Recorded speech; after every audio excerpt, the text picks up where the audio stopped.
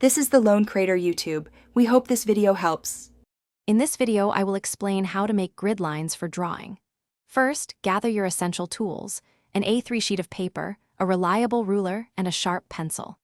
Next, accurately measure your A3 paper. Its standard dimensions are 29.7 centimeters by 42 centimeters. Finally, determine the size of your grid squares. A common and effective choice is 2 centimeters by 2 centimeters, offering a good balance for detail and scale. Now, let's draw the grid. Begin by making small, precise marks every 2 centimeters along both the top and bottom edges of your A3 paper.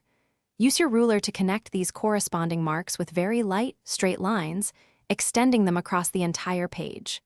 Then, repeat this exact process for the left and right edges, marking every 2 centimeters and drawing lines horizontally.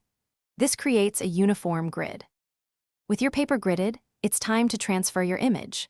First, draw an identical grid onto your reference picture, ensuring the grid proportions match your A3 paper.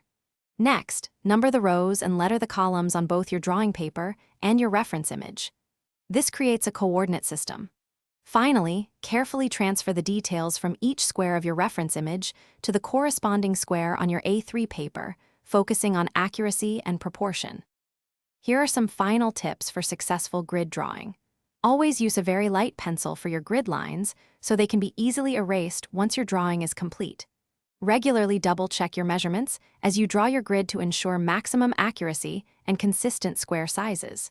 For more drawing tips and tools, check the description below for links to other deals, including those amazing darn tough socks with a lifetime warranty.